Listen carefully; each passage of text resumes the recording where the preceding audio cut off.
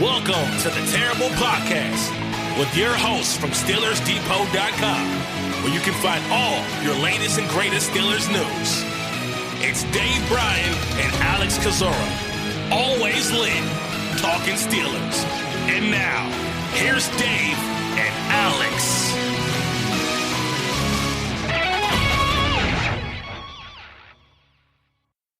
Welcome to the Terrible Podcast, Season 12, Episode number 69. He's Dave Bryan. I'm Alex Kozora, SteelersDepot.com. Thanks for being back with us here on this Wednesday show, Dave, as we turn the page almost on 2021, looking towards the new year and getting ready for the Steelers game on Monday night in the new year, January 3rd, against the Cleveland Browns. Dave, how you doing? I'm doing great. Week 17. Boom. Yeah, and that we got the really sad news last night about John Madden's passing at 85 years old, just days after his documentary has to come out on Christmas Day. So I know we both, we're big fans of John Madden. If you were a football fan, how could you not be? But I think we have different. We grew up with him differently. Obviously, you as a coach of the Raiders and as a broadcaster, and me as a broadcaster as well, but certainly as one of those kids who grew up playing Madden, helped learn football by playing the game. And so I think our perspectives are probably a bit different, although our sadness, I'm sure, remains the same. Yeah, look, and I'll tell a quick little story here. I'm 53 now, so that puts me, still, discovering the game of football and the NFL at, 6-7 years old. And that, still John Madden was obviously coaching the Raiders at the time. Then I lived a couple of doors down. I was obviously a Steelers fan at an early age, and a couple of doors down was another kid in the neighborhood who was a diehard Raiders fan. And I mean, everything coming out of his mouth obviously was Kenny Stabler and John Matuzak and who else? Dave Casper and Cliff Branch and John Madden and me obviously being a Steelers fan, I wanted to poo-poo on all that. So I grew up not liking obviously Raiders, Cowboys back then were really the two teams that I considered the Steelers nemesis at the time. So my early recollections of the Raiders, obviously, and John Madden. I hated John Madden. I hated him. I didn't want to see him on the TV or anything.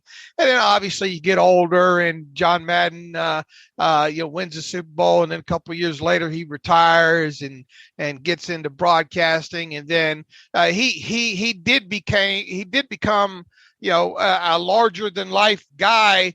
And really a whole separate entity than his coaching career. And I mean, obviously growing up through my teens and on, it was Pat Summerall and John Madden. And, right.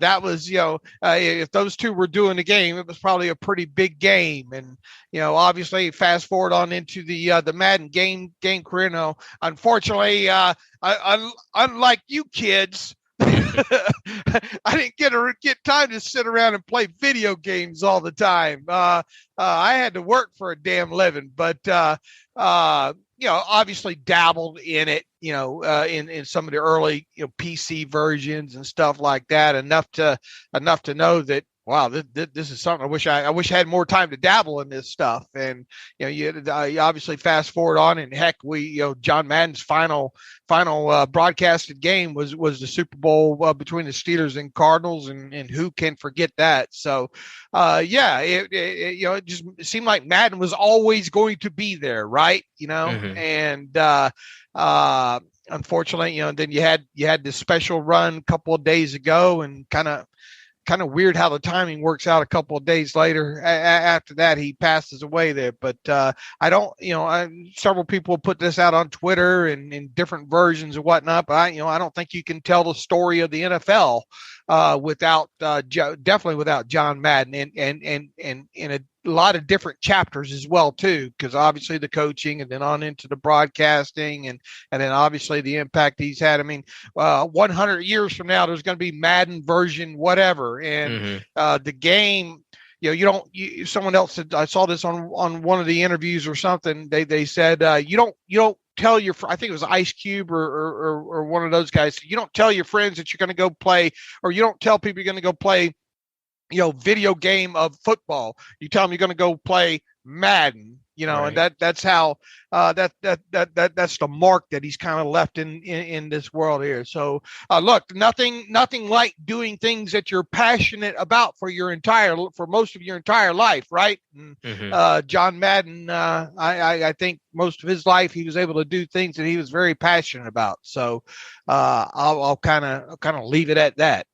No, I think that's really well said. And I think that last point was what I was going to touch on. May we all find something that we could do for a living and be as passionate, enjoy as much as John Madden enjoyed being a football guy, being a football coach, being a broadcaster, and just talking about the game, teaching the game, and just bringing us into that world. Every Sunday when he would do a game with him and Pat Summerall, and there will never be a duo as good as Summerall and John Madden. As much as I love, Al Michaels and Chris Collinsworth, no one touches Summerall and Madden. And so both of those guys are gone. And it was definitely a tough day for the football world yesterday.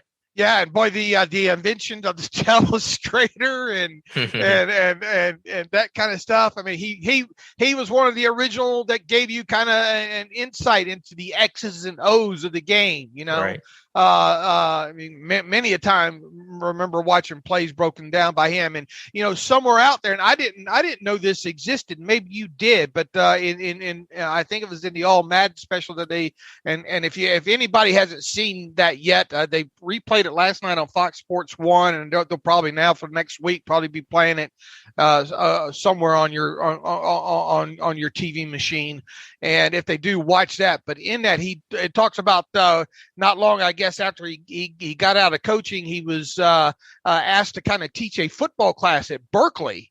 And there is actually a book out there. It's out of circulation right now, or out of publishing right now, and it's listed on Amazon, but you can't you can't buy it right now. But it's called John Madden, I think, one-on-one football. And basically what he was doing is he was it was kind of a guide to watching and understanding football. Now, obviously this was written eons ago, but I mean, how much has the game changed other than kind of the rules or whatnot? And I look forward to maybe that getting another publishing or printing or whatever they call that. And I'm going to get me a copy of that, because kind of what I had been referring people to since then of trying to understand and learn the game is Don't Take Your Eye Off the Football by Pat Kerwin. That's always a good book to read to newcomers and people trying to get a better understanding of the game. So keep your eyes peeled, because I have a feeling that Amazon or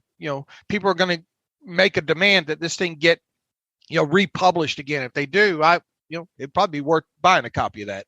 Yeah, it's kind of like The Winning Edge by Bill Walsh, one of those football Bibles that are hard to find, but if you can get it, then it's really valuable. So, did you know it existed or no? No, I had no idea. Nope, I didn't either. I didn't either. So I'll keep you posted on that as well too if I find a copy. Yeah. So sad news yesterday. John Madden dead at 85. Dave, we'll try to transition now into some Steelers news here. And the Steelers had a couple of practice squad moves made on Tuesday, 3 of them to be exact. They reinstated offensive lineman, offensive guard Malcolm Pridgeton from the COVID list, released offensive guard Nathan Gillum, who was signed last week to replace Pridgeton, and also signed wide receiver Damian Willis to the practice squad to replace a couple guys who've gone on the reserve COVID list, including Anthony Miller and Steven Sims. So those are your practice squad moves, as there's now, I believe, 7 players currently on the COVID list. Yeah, and keep your eyes peeled for a couple of those names that maybe have come and gone in the last couple of weeks, because futures deals are not too far off from here, so we could see some of those guys that have kind of circled in and circled right back out the door due to COVID situations. If they made any sort of impression on the team in the short period of time that they were in town, those guys could be on the quick short list of some early offseason future contracts.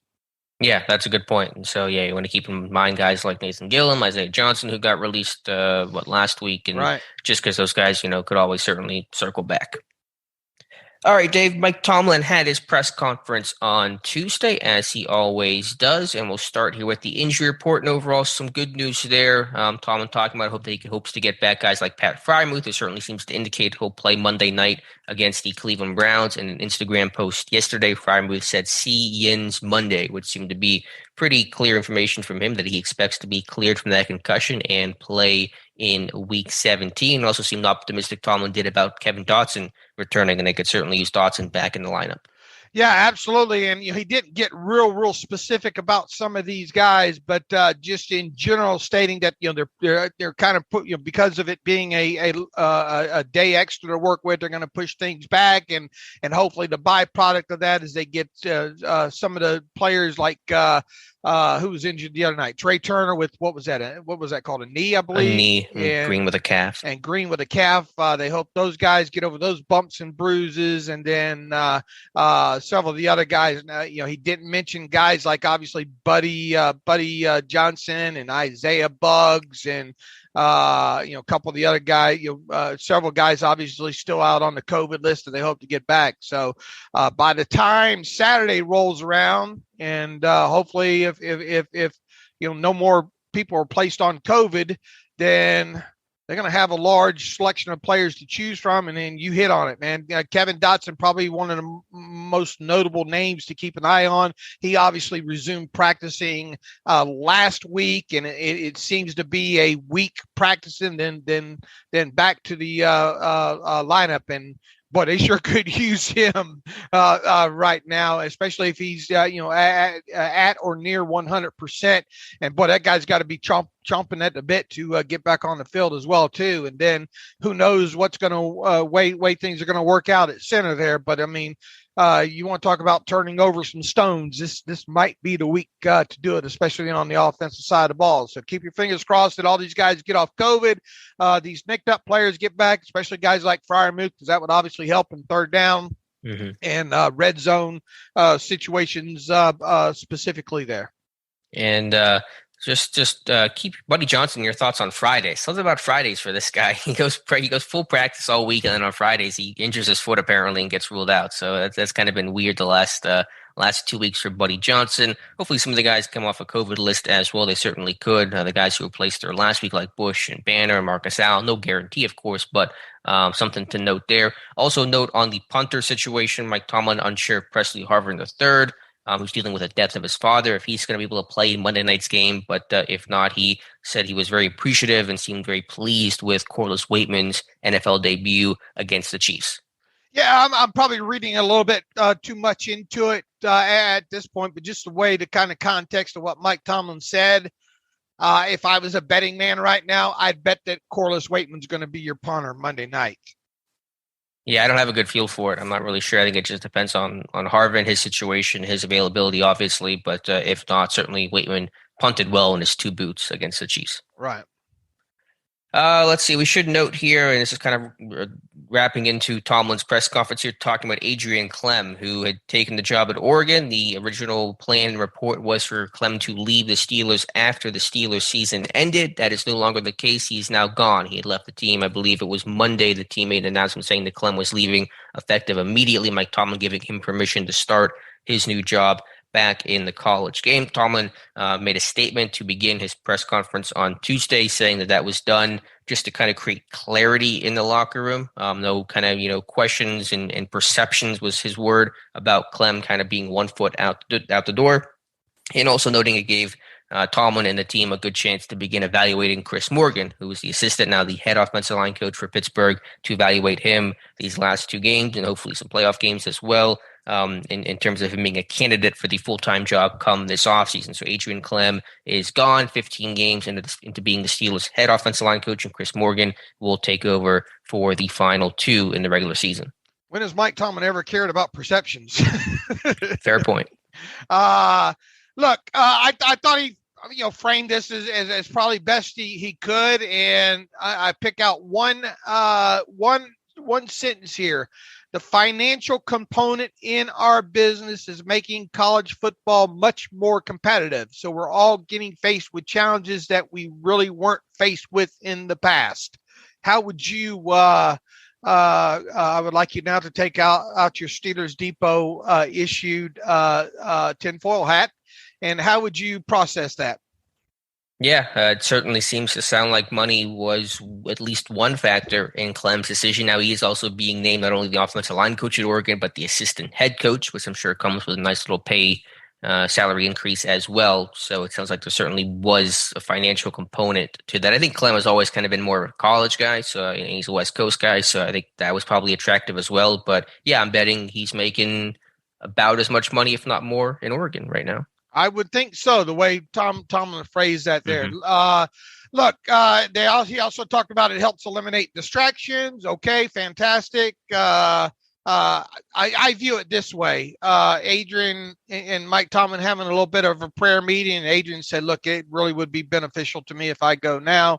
And you got Chris Morgan here, and Mike Tomlin says, you know what, we have Chris Morgan here. That'll give us couple of weeks to kind of evaluate him. I bet it was very, very, very mutual understanding between the two of to go ahead and break off right now at this point of the season here. And Chris Morgan is obviously very experienced at being an offensive line coach.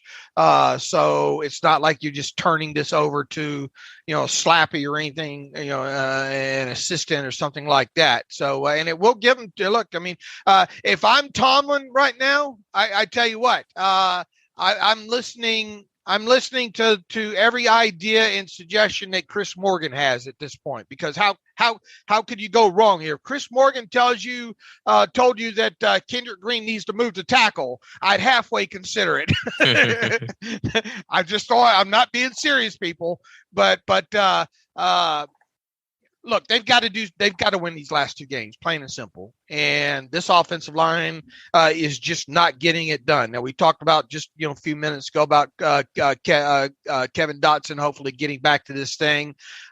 Really, the only other likely change that you would probably make along that line would be putting J.C. Hassenauer in at center and in place of Kendrick Green. I really think that's the only decision that you have. I guess you can make an argument that you could get Zach Banner in there, but Zach Banner he really hasn't done anything for. I don't know what you're going on unless he's just having some fantastic practices or whatnot right now. And the tackles, for a lack of a better word, has it been the big thing that's killing this team?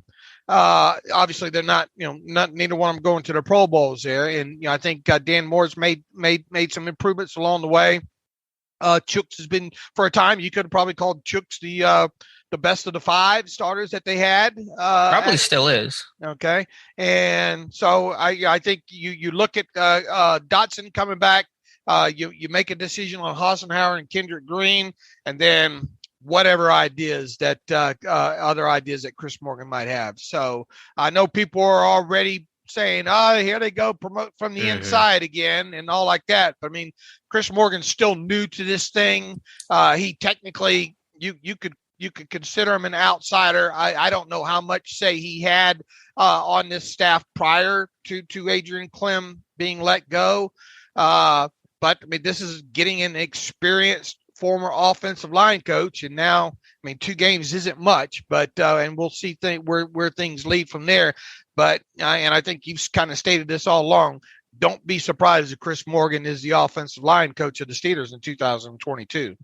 Yeah, I'm sure they'll interview, outside candidates the way they did before promoting Clem, and they'll do their due diligence. But my strong guess is that Chris Morgan is the guy. And I was reading some articles on him with his time in Atlanta. He was the Falcons offensive line coach from 2015 to 2020. And obviously a lot of positive things to be read about him, but his emphasis seemed to be on focusing on tempo and guys working fast and practicing fast and kind of training themselves to make it muscle memory. So they're not really thinking, they're just acting. And so it seems like if there's one change out that we'll get to see it in practice, obviously, but there might be an increased tempo and urgency in some of these practices.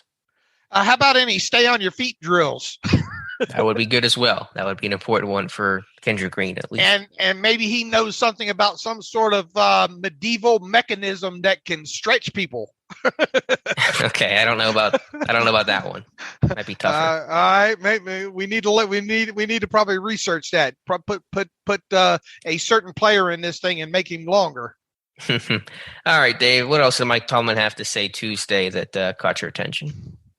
Oh wow! Just obviously knows the significance of this week's game. Especially, look, it's both teams here, Cleveland and the Steelers. This is a must-win situation for both teams. I'm trying to go through here. And how about his comments on Matt Canada? That was certainly gonna get Twitter all in a frenzy. He asked about what he thinks of Matt Canada's year one as an NFL OC, and Tomlin said, "quote I have no reservations about the play calling component of his job and what he's done." Didn't go on to acknowledge the adjustment that any coach has to make going from college to the NFL and anytime they're in a new role, but no reservations. I'm guessing Steelers fans have some reservations about Matt Canada. Well, I mean, what were you ask a question like that? I mean, what kind of response do you think you're going to get? Really? He's going to say no. Man, no, I think he's doing a horrible job. That kind of thing. I mean, there are ways to answer that, though. They could be different. You could sit there and say, it's the first year. He essentially did. He did. He essentially did, right? It's some growing. Basically, what was the quote again? He said, "I will learning curve." Yeah, I also will acknowledge there's probably a learning curve at every job that pertains to the National Football League equipment man, a college equipment man that becomes a pro equipment man. His job is somewhat different." So he brought that up pretty quickly on that response there. So Matt Canada is a step above a pro equipment man right now, huh? Some Steeler fans would agree with that. Right. I mean, we're going to have talks about offensive coordinators till the end of time, and every year that you don't win it all, it's time for the offensive coordinator to go. We've hit on this several times. Could the play calling be better? Absolutely, it could. I mean, you look at the 4th and 1 call alone, and just but let's not lose sight of the fact that the execution hasn't been top notch either, and the talent on top of it could probably be better on the offensive side of the football. So I mean, I'm not giving Matt Canada a pass. It is what it is at this point here, and I think he is. I mean, look, Ben's game is Ben's game. This is even a much different Roethlisberger now than he was, once Todd Haley kind of converted him over to a kind of a ball out quick kind of guy, right? Mm-hmm. Sure. So I mean, you've removed a lot of cards from the deck at this point. So you could make great arguments, obviously, for Matt Canada being fired or him leaving or what have you.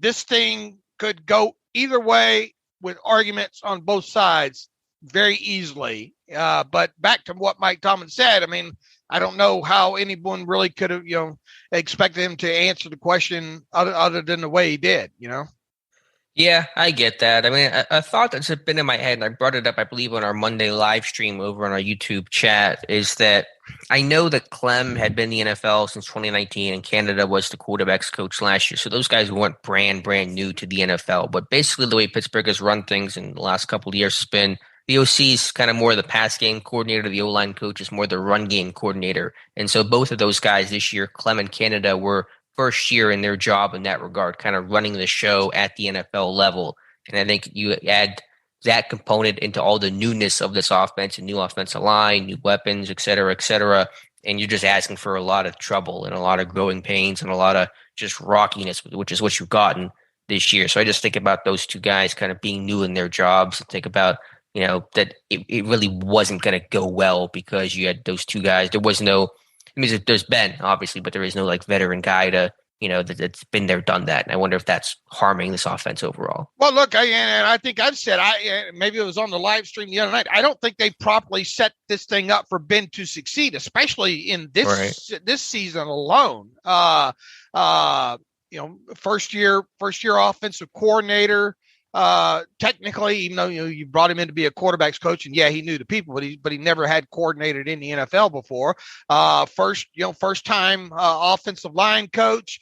I mean, Ben Ben probably feels like more of a coach than those two did, especially Sure. at the start of the season there. And then you look at the talent. Now, look, nobody plans for guys like Juju to go down and that kind of stuff there. But I mean, if the success of your offense was, oh man, we just can't have Juju go down, well, then you were doing something wrong to start with there. Now, obviously, they thought they were addressing their running game properly with the selection of Dan Moore and Najee and Kendrick Green. But, I'm willing to bet they were coming out of the draft. They thought, well, okay, Dan Moore will probably be a guy maybe that we end up having to, or getting some playing time as the season grows, not learning on the job, which was the case this year. And Kendrick Green, I think they went into it thinking that this guy was going to be our starting center. And now, 16 games into it, wondering, good Lord, what have we done? And I just don't think all the way around the organization did a good job of putting their veteran quarterback in a situation where there was going to be a lot of positives. Yeah, I think that's undeniably true. And I think some of that can be reflected in the COVID crunch and the cap situation. But still, you had a brand new offensive line for a quarterback who's the least mobile in football, a young offensive line at that, and just all the newness around him with Canada and Clem and all those pieces. And so you knew, I mean, they had said that before the year began. They said this offense is going to be slow to start and it's going to have growing pains and the defense has to step up and kind of carry them. Unfortunately, it's been slow to start and slow to finish and slow in the middle. It's just been slow the entire season. So it hasn't progressed the way that they had hoped. But they acknowledged at the beginning of the year, like, this offense is not going to be very good. And so to me, the question was, how much would they progress and how quickly it would happen? And obviously both of those things have not happened to the level they need to be for this group. Right. And, you're dealing with a quarterback, too, that obviously hasn't been great this season. Boy, he missed some throws in the first half of that game, didn't he? Yeah, there was a string there where it was just like 3 or 4 passes that were behind and off the mark. His accuracy, I thought Ben's was. Ben just someone said the ball looked like a cantaloupe, and it's kind of the feeling. Some I don't know if it was wind or what, but it just didn't come out of his arm well at all against the Chiefs. Right. And look, no, I'm not putting everything on Ben, people, but even before this season, here's the funny thing. I get to see some of these emails initially, right, when they come in and all like that. And I see, obviously, I'm on Twitter all day. I see the complaining and all like that. Honestly, if you're listening to this podcast right now, prior to the season started, I mean, this is prior to Tyson Alualu and Juju and the guys that you've lost and all. Honestly, what did you think were the prospects of this 2021 team? If any of you get back to me and say, man, I thought that there was a chance they win the Super Bowl. Okay, great.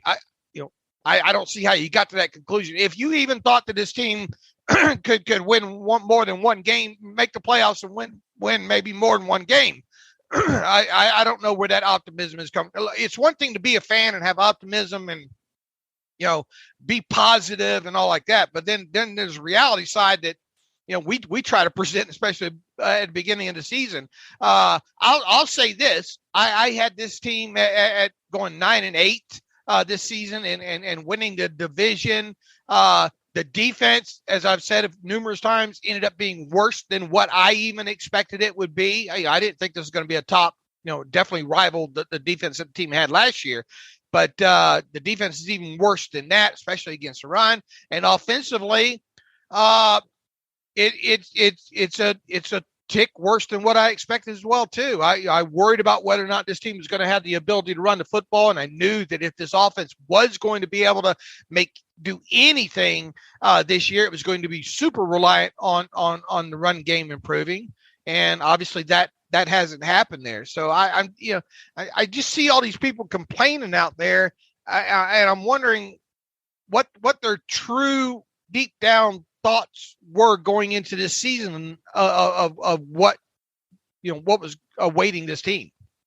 Yeah, I get that, but I think it's fair. Even if you kind of knew it was going to be bad, it's still fair to call it out when it actually does become bad. And I think again, on offense, especially, they can be better than where they are. I'm not saying they have to be a top 5 offense, but they can be better than just a really poor group overall defensively. They can be better than a historically bad 32nd ranked run defense. So I still think it's fair to criticize those things because that's not the standard and that's not acceptable and that's not where this team could or should be. All right, what would have been the standard then?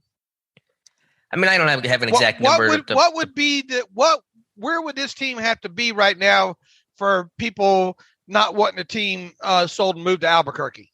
Well, I mean, obviously I can't speak for other people, but I just, is a 32nd ranked run defense acceptable? No. Is a team that's been outscored 114-19 in the first half of the last 6 games acceptable? No, it's not. So, and this team is capable of being better than that. So, again, I don't know what metric it would be, and there's always going to be people that are unhappy unless this team's undefeated and winning every game 50-0. But I don't look at it that way. I just look at it as, can they be better than what they are? And there's enough talent there for this team to be more competitive and better than where they currently stand. All right. Do you believe this team has enough talent where it is right now that they should be playing much better than what they're playing right now? Yeah, it's again, how much do you want to quantify it? I don't want to pretend like this is a Super Bowl capable team, but it's a team that should not be struggling to the degree that it is. And so again, I don't have a great answer in terms of how much better it can be, but I mean, they're scoring 20 points a game and they're, allowing 140 yards on the ground, something like that. I mean, that's just not good enough. All right, back to Tomlin. Yeah, I think those were basically the big comments there from Tomlin. Talked about, are you thinking about this could be Ben's final home game? Is there any attention given to that against the Browns? And Tomlin basically said, no, he's not thinking about that. He's just thinking about what this game means for this season and their playoff chances. And he'll have a chance to sing praises of Ben later on, and he'll certainly do that when the time comes. Also talked about basically giving Ben the keys to the offense earlier in the games to hopefully do like a stick, like that meme with that stick guy with the stick point, poking, do something. Do something, Mm-hmm. Mike Tomlin gave kind of, an expected answer. I'm not opposed to that. Ben is always a component of planning, particularly as it pertains to starts. He's a guy that's been on the job 18 years at the quarterback position, yada, yada. It would be foolish for us not to include him in the process. So I'm not going to pretend like that has not been a component or a part of the discussion as it pertains to the development of plans to this point in the season. Want, want, want, want, want, want, want, want. Charlie Brown's parents. Yeah, pretty standard cliche answer there from Tomlin, which is fine. I mean, what else is he supposed to say? But it gives you something to write about. Technically, I think guess. Spencer right about that. And people seem to read it. People seem to enjoy that one. So, again, we'll see. Anything else from Tomlin? That seems to be the bulk of the Tomlin press conference. What about the old, are you sure you want to leave Dan Moore out there on an island versus base? I'm paraphrasing. Mike, how do you feel about potentially having to leave Dan Moore out on an island against Myles Garrett? Yeah, I mean, his answer basically was that, listen, you play a lot of snaps, although, Tomlin said, it's a 70, 75 snap game. I'm like, have you seen this offense? It's like a 45, 50 snap game offense. So let's scale these numbers down a little bit, Tomlin. But basically saying that sometimes... Does Tom Mead owe us some money, Alex? If it wasn't for the second half, because I think she was actually out-snapped KC in that game because of that second half. But yeah, Tom Mead owes us some money and me some hazard pay for doing all this charting. Yeah, Tom Mead gets his charting back of the offense mighty quick. Yeah, and I'm doing like 19 play drives at midnight, just hating it. No, Tom does a great job. Yeah. We like fooling with Tom. You send that thing to you get it back, and the beauty about what we've done with the charting, we're always trying to make it better too. Is that you can sort that thing down in a minute and know what exact plays you want to go to or who was on the fit, those kind of things there. So we're just trying to gig Tom Mead there because there've been a few games where Alex is having to do double the work. Yeah, a lot this year. But anyway, but yeah, to Dan Moore and Myles Garrett, Tomlin basically saying that, listen, there's going to be times where Garrett's going to be one-on-one. You can't always give more help and things like that. And some of that is true, but they really did not give much help at all in that first meeting. And so hopefully there's some more attention paid to Garrett in this game because Moore obviously predictably struggled pretty mightily in that game. I thought Tomlin did have a weird comment about that. Let me try to find the quote here. I'm talking about going one-on-one against Myles Garrett. He said, quote, I was just looking at tape this morning and I saw Villanueva got put in the one-on-one circumstances a few weeks on a play action pass against him a few weeks ago, and it was a sack fumble. That's just a challenge that is Myles Garrett. I'm not sure that's an endorsement of doing more one-on-one with Myles Garrett, saying, yeah, if he's one-on-one, he's going to create turnovers. But maybe that's a good idea to not put him one-on-one in the first place. And it's also, it kind of struck me odd, too. I mean, he's a big Villanueva fan, Mike Tomlin is. And it's almost like, look over there. Well, it might have been the point, like a guy as good as Villanueva even struggled one-on-one. Maybe that was what Tomlin's angle was. Yeah, but it did have the feeling of, don't look at my left hand here, but look over there what the right hand's doing, kind of thing. Yeah, it struck me odd. Yeah, again, to the point of, if you leave Garrett one-on-one, he's going to cause problems. And Tomlin's giving an example of that, but saying, yeah, he'll be one-on-one sometimes, and he will be. But I would hope they give him some more attention. I think it is harder to give that left side more attention, though, in terms of backs aligning and tight ends aligning and sliding to that side. It's a little easier, I think, to do on the right side than the left side. Garrett is kind of still working through a groin issue too. So we've obviously seen T.J. Watt and Alex Highsmith have to deal through that as well. Myles Garrett certainly hasn't looked like the same dangerous type of player since he suffered that injury a couple of games ago there. So he's playing through it. He's lost a lot of that explosiveness right now. Now you got a long week here, and I'm assuming he's going to show up on the injury report for the Browns this week. And if I were them, I don't think I'd work him very hard at all throughout the week. I want him to be as ready can be come Monday night. Now, they lost Tack McKinley, I think, to an Achilles injury. Jadeveon Clowney hasn't, he's been kind of. I think he was on COVID too recently. I think he'll be off with that. Yeah. Right. So they're going to have a couple of people back. And didn't JOK not play in that Week 8 game against the Steelers? And it seems like they were missing. It seemed like they were missing someone else in that Week 8 game as well too, due to injuries or COVID or something. Yeah, that sounds right. Just quickly, speaking of sacks, will T.J. Watt finish the year as the sack leader? He's only a half sack up on Robert Quinn right now, so he's got a lot of competition hot on his heels. Yeah, I mean, all I can say is you hope he does. Things obviously didn't go well against the Chiefs. Nobody could get any pressure, in that game. But I think there's going to be opportunities to sack Baker for sure. I would be surprised if the Steelers defense doesn't come out of this game with at least 3 sacks. And then you have to ask yourself, well, how many of those 3 sacks will TJ have? Yeah, and I think they were missing their tackles, or one. How many tackles were they missing that Week 8 game? In that week, I don't know. In that Week 8 game, right now they're missing, I think, both. Conklin's out for the year, and Wills is, I believe, been on COVID. I don't know if he's coming back Monday or not, but they were starting. They actually moved Joel Bitonio from left guard to left tackle, and they were starting, I think, like their third or fourth string guy at right tackle because they've had just a lot of issues there. So I think the status of that offensive line is going to be a big question for Monday's game. For them? Yeah, for Cleveland's offensive line. All right.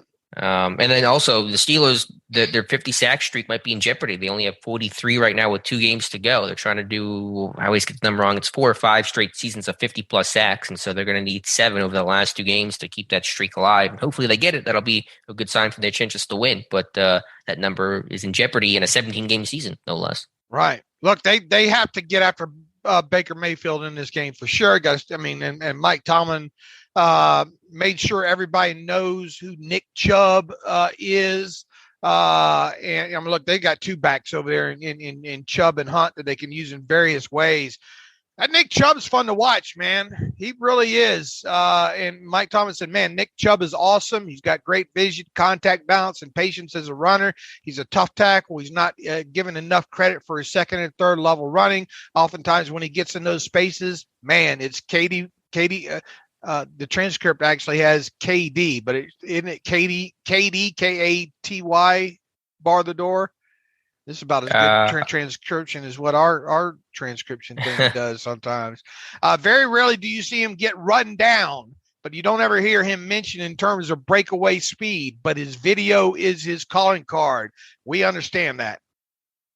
Yeah, Chubb's a big play guy, explosive, a focal point of that offense, and so yeah, I mean they contained them well enough in that first meeting. They'll have to do it again. They held what Cleveland to, I think, 98 yards rushing. If they can do that again, that would be huge. But it's always a tough task because a guy like Chubb can break a 50-yarder, on any given carry.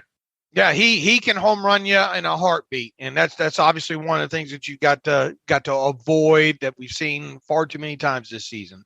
For sure, for sure.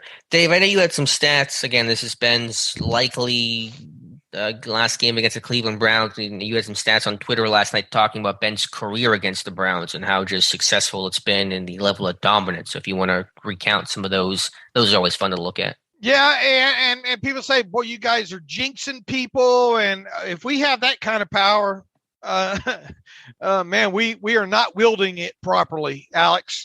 if us throwing out stats has an impact on what happens. But I just thought, and this was my terrible take yesterday. Some people listen to those, some people don't. Some people only listen to yours. Some people only listen to Dr. Mel and Alexa. Well, we appreciate any of them that you listen to, obviously. But mine yesterday was kind of recollecting on the possibility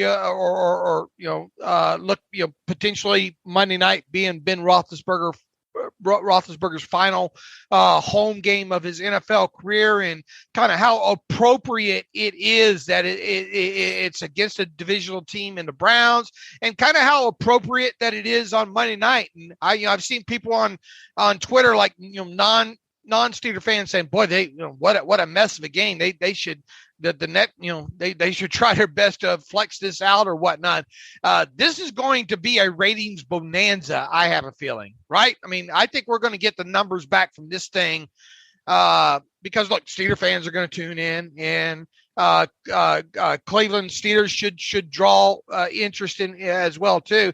And potential this being Ben Roethlisberger's final, it all just sets up to be a ratings bonanza. So I don't understand that aspect of it, other than people just saying I don't want to watch the Steelers play the Browns, kind of thing there. But for starters, let's go this way. Roethlisberger is, for his career, 25-3-1 against the Browns all time. So you want to talk about owning a team, and it's no secret, Ben has owned the Browns. So 25-3-1 against the Browns all time, and 12-1 at home against them at Heinz Field. Obviously, where was that one loss?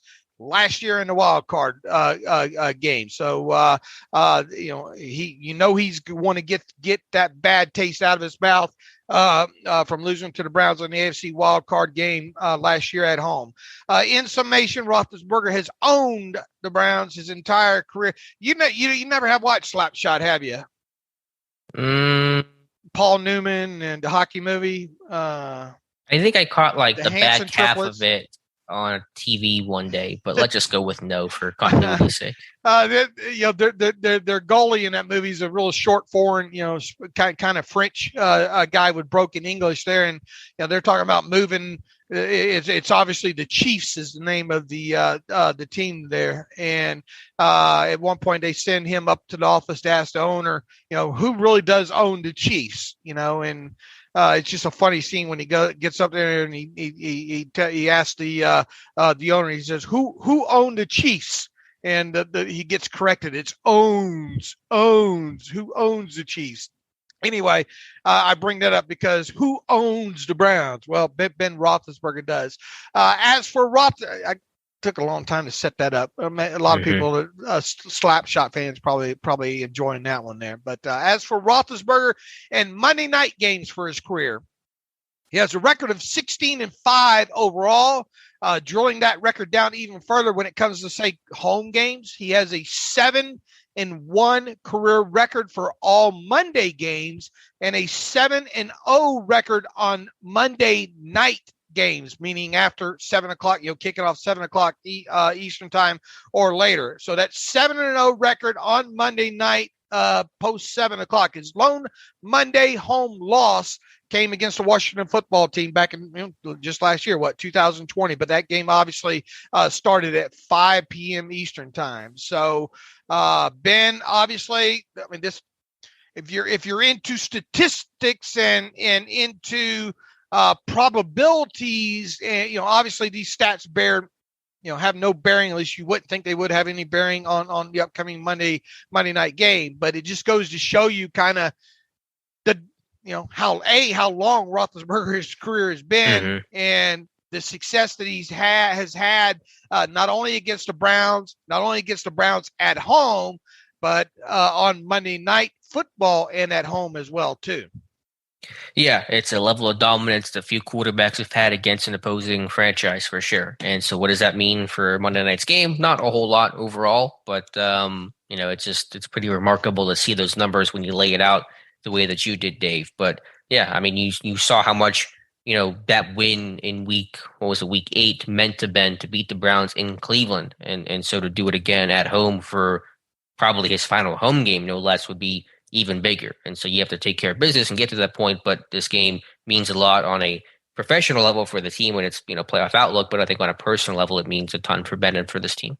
In the 7 Monday night home games that Roethlisberger has played in to date, meaning past 7 o'clock, the games that he's 7-0 in, he has completed 67.4% of all pass attempts for 1,296 yards with 13 touchdowns and just 3 interceptions. He's got a combined passer rating for those 7 games of 107.6. So I'm expecting, I'm expecting Ben to have these guys saying, "Look, we're not losing this one. We're not losing this one." And if you think you're going to get Ben to come out of this game late, regardless of what's happening, good luck with that.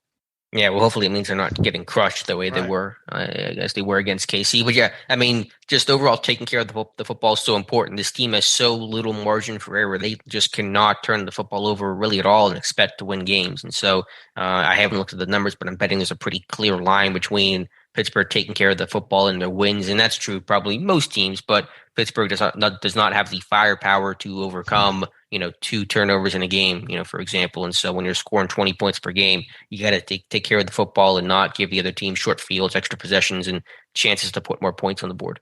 And I guess you can kind of read in between what Mike Tomlin said or really didn't say when asked about Ben potentially, the way Tomlin answered that question and all leads one to believe that this is likely it. Yeah, I mean, that's what everyone has thought for a while now. And again, it goes back to, Ben signing the 1 year the 1 year contract with avoidable years, but basically being a 1 year deal, and the emotion that he had to beat the Browns. And whenever he was asked the report of, did you tell everyone that you're retiring? He goes, I didn't tell everyone. I mean, he didn't deny it and stuff like that. So every single indication has been that, this is it for Ben. But you're right. What Tomlin's saying and what everyone is saying is basically indicating as such. Win for Ben. Yeah, there you go. I think it's one reason why, and I had a terrible take on this. I think I did a couple weeks ago. I mean, Cam Haywood has always played super hard and great effort, but I've just seen it kind of taken to a different level this year, and an emotional level and effort level. It's just been, I think, at a different stage in a good way. And I bet you he's one of those guys that Ben told, like, this is going to be it for me. The old head, the guy that's been with the team the second longest besides Ben himself. And so I just kind of watch Haywood play this year, and I think that he kind of is trying to will this for himself and for the team, but just because I think he knows this is it for Ben. Right. Look, if you can't rally the troops for this one, Browns at home, Monday night, potentially Roethlisberger's final home game. When can you get fired up, for a game?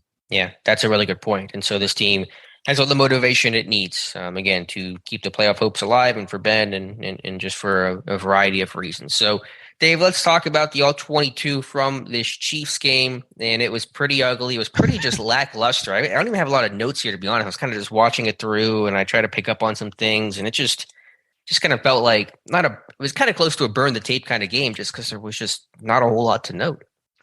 Right. Look, offensively, a couple of notes I have has been, obviously the early interception was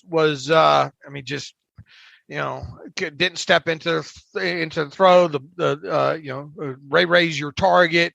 The ball comes out kind of weird and kind of looked like a punt. That obviously was huge. But I mean, he had another 2 or 3 throws, I think, in the first half alone that not great. One where he avoids pressure out of the pocket over to the left. I think Baldinger even highlighted this one, and then throws the ball into the ground at who was it? James Washington's feet, I think. Yeah. There, a couple other passes that he made were behind players. There were times in here where his eyes weren't up. He was. He felt the pressure most definitely a lot of times in this game. And if you don't have your eyes up, then there was a couple instances I thought where maybe he should have.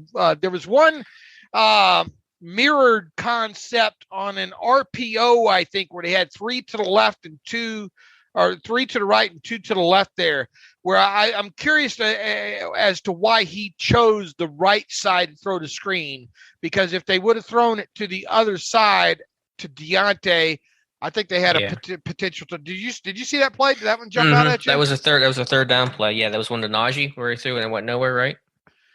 Whoever was he threw to the three player side. This was down inside the 30 or whatnot, I think. Mm-hmm. Yeah, third down to Najee that lost a yard or two. Yeah, I saw that as well. And so it's cover 0 on that play. Chiefs are bringing a blitz. Decision has to be made quickly. I'm not sure what the pre-process, the pre-snap read there was for Ben, but in hindsight, you kind of wish you would have gone the other way. The only thing that I could maybe see is because the edge rusher on that end did come up the field a little bit. Maybe that edge rusher would have been in the line of sight, but it was already predetermined anyway. It wasn't like Roethlisberger turned that way and thought about going to the left and then going to the right. It was snapping the football and the ball was out to the right hand side. But I mean, if you look at the tape side of things from the all-22 view, you think, man, well, I wonder what would happen if he would have went to the other side there. Blocking just atrocious again across the board. There were another 2 plays I thought that Najee left yards on the field. I'm not saying he would have home run any of those, but there were a couple I thought, man, just slam it in there, man. Do you have any play in particular? I don't know if I got that sense, but I certainly might have missed something. I'll have to pull them up and probably post them on Twitter later on today. But there were like 2 runs that I thought, man, you got to get in there and get that extra 3 or 4 yards. Yeah. And once again, these weren't situations. It wasn't like the situation that I posted a couple of weeks ago where I thought, oh man, I don't know if he hits that, maybe breaks an arm tackle, maybe he's in the end zone there.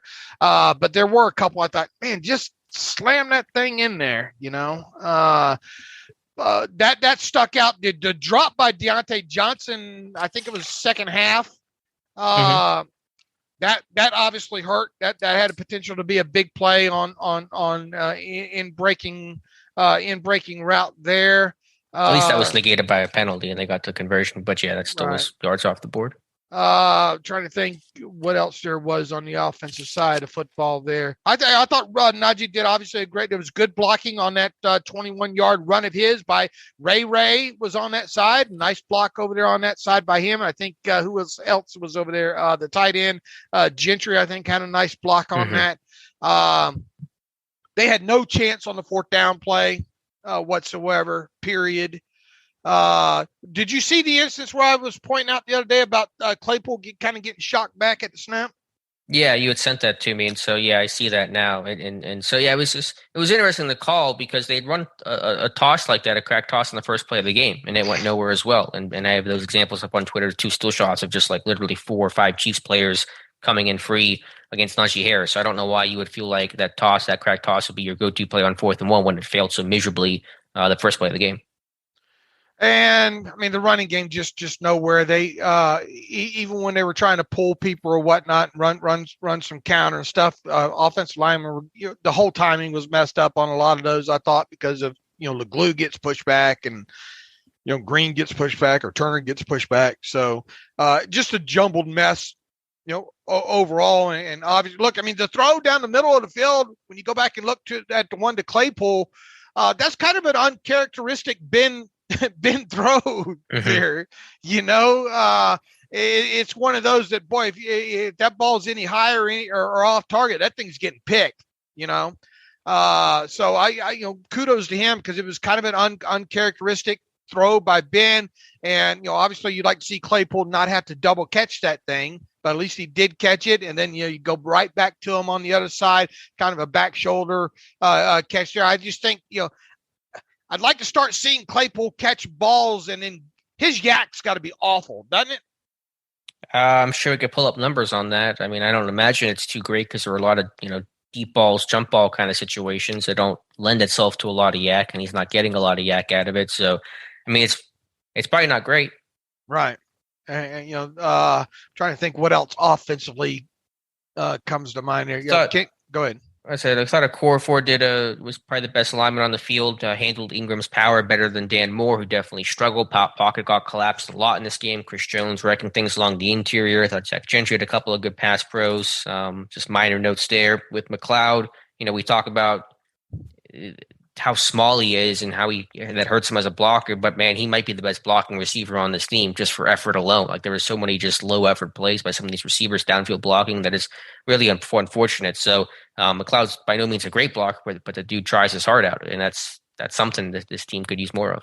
And I think I've stated that in the past, that this guy will give you you don't put him, he's not put sometimes in the best situations, but if there's anything that you want to praise Ray McLeod for, it's effort. Yeah, he's definitely a high effort guy, and had one good crackback block in the slot that actually worked out pretty well. But yeah, it was an RPO late in the game, so I know you're running the slant, but Claypool just kind of standing around after he sees Harris has the ball, he's running with the football. There's no attention to turn your head to look for a block, and just after Matt Canada talked about, those big runs usually come because receivers are providing downfield blocking, and I think it was a DB that made a tackle on that play. So, and Tyler Wise has done a good job pointing that out all season long, just kind of low effort plays, the extra effort, downfield blocks when guys get into space, and that's not just Claypool. It's been, I think, a common theme along these receivers. And so, again, just the effort.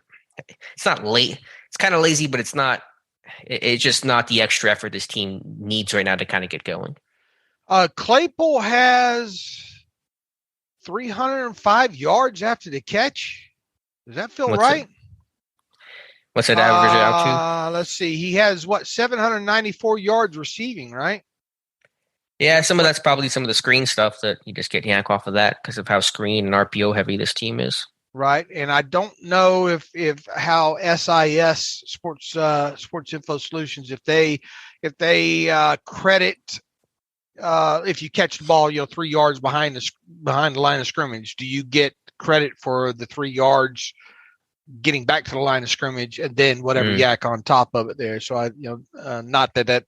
I mean, he has caught a lot of shorter passes, though, but it doesn't, obviously, and this was one of the things I was concerned about with him. It was nice to see that long ball, week 2 or week 3 last season against Denver down the side and catch it and to the house. But this team definitely is lacking that this year. Yeah, they're lacking explosive plays. A lot of too deep, especially, and Deontay said this the other day. And it was really, really prevalent in the second half of this game against the Chiefs there. A lot of too deep man coverage there. So, and that ended up making more passes going to Najee and more passes going to Ray. Yeah, and that's not a surprise. I wrote in my report, they were too high team overall. And so they came out that way and they couldn't run the ball early against those 7-man boxes and that stuff you got to do when teams are playing too high, and teams are playing a lot more too high overall this year across the whole NFL than they have in years past. You better be able to run the football against that, and Pittsburgh still struggles to do that. And they would roll the safety down, in certain down and distance situations occasionally. But I mean, this team all season has not been able to run against 6 or 7-man boxes. Until they do, it's going to be the same old thing. Yep, pretty much. I thought in mop-up duty, Hassenauer looked okay, and I was actually impressed with Mason Rudolph. People got on me on Twitter yesterday. Oh Lord, how did that go? Sending Mason Rudolph in the can just because I thought his pocket presence and dealing with the pressure, thought he looked good. So he's not the future still, so don't calm down everybody. But I just want to give the guy credit because I thought he actually finished the game pretty well. Yeah, you praise some of these guys, and you like Edmonds is another guy who I think last couple of games hasn't played bad at all, to be honest with you.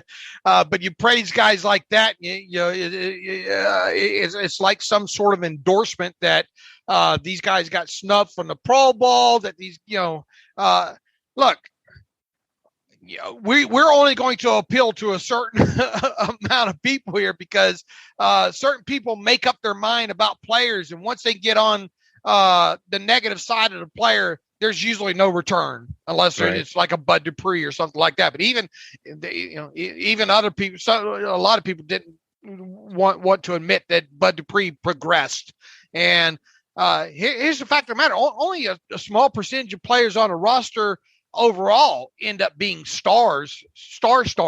You know, a lot of these guys are gone within 4 years, if not sooner. So the thing I think that we try to look at is, you praise the good when it needs to be praised, and you thump the bad when there needs to be bad. And I'm with you. I thought Mason, for the situation, and what he was facing, was okay. I thought J.C. Hosstauer, there were a couple snaps where I was worried. I think early on when he got into the game, I thought, this isn't going well.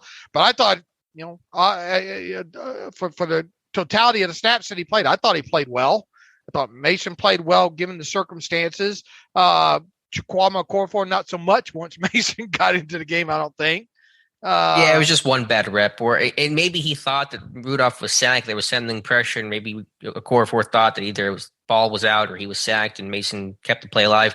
Mason showed more mobility. I don't know what he's doing. He's a little more mobile than I remember him being. Well, look, he never really had to take off and run much or do anything outside of the pocket at Oklahoma State. So there, that's true. He wasn't although he did it occasionally, extend the play. It wasn't his calling card. They ran a lot of RPOs there.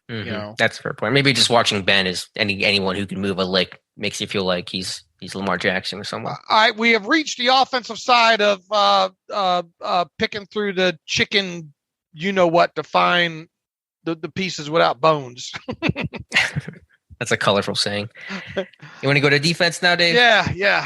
All right. It's not a whole lot better defensively either, I suppose. But I'll start with a positive. I'll do a video on this for tomorrow for Steelers Depot. Isaiah Loudermilk had a good game overall, getting off a block, stacking and shedding, even against Creed Humphrey. I thought he had 3-4 solid run stops in that game. And that was the same the week before against the Titans, I thought.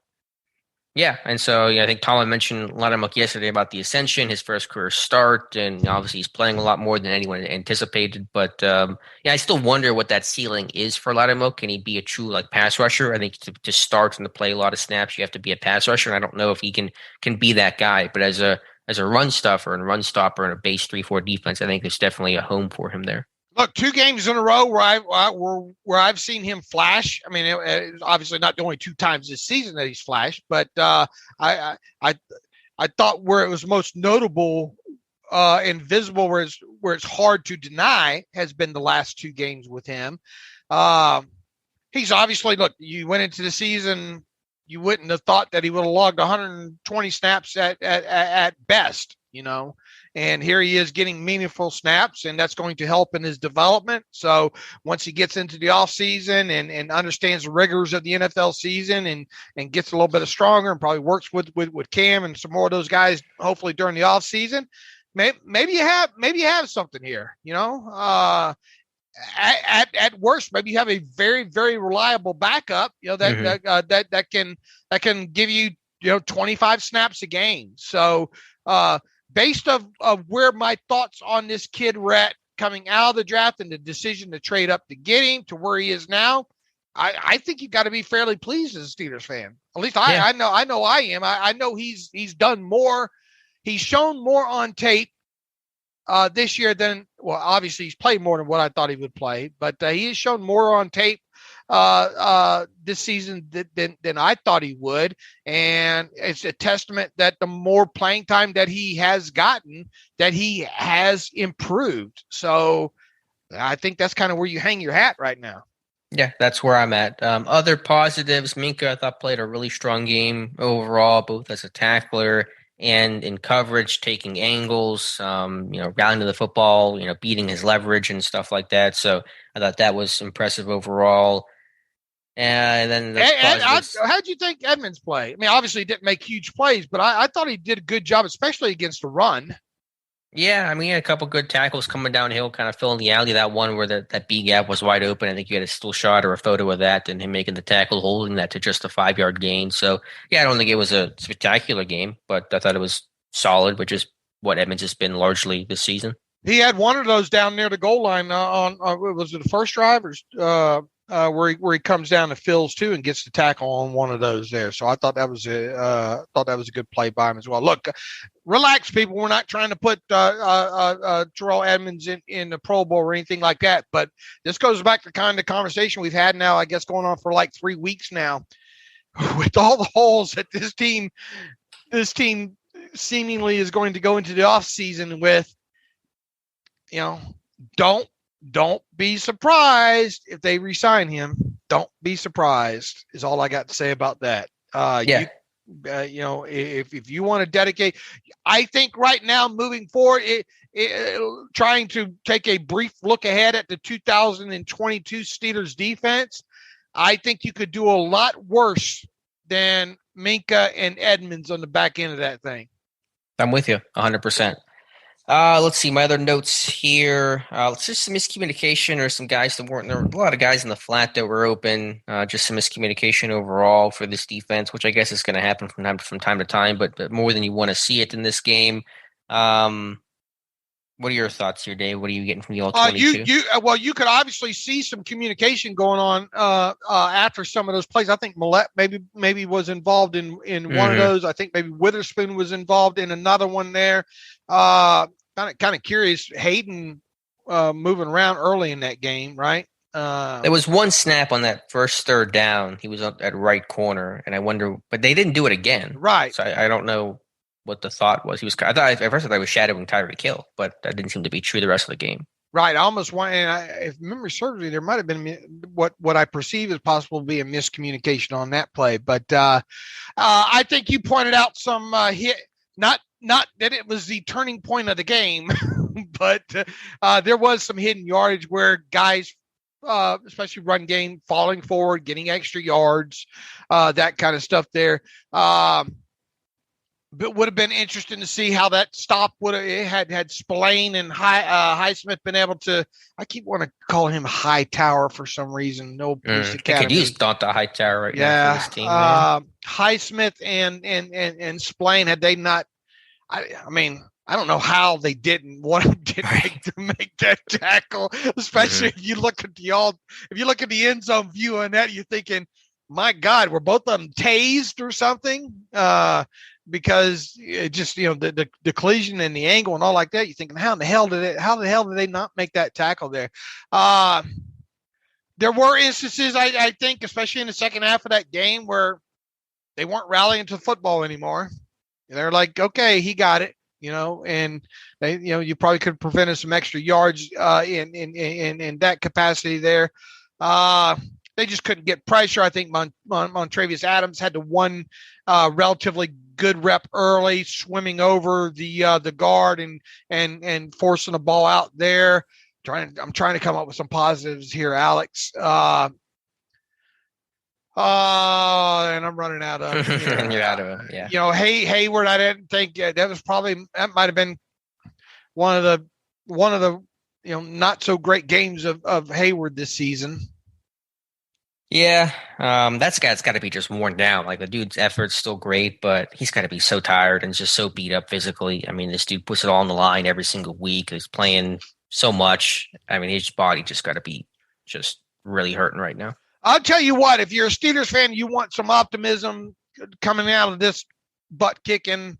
It's the fact that I remember the talk, I think even before the season or before the draft, was, man, that Chiefs offensive line, what are they doing? But it's testament that how quickly you can put an offensive line back together again. They obviously, when did they trade for Orlando?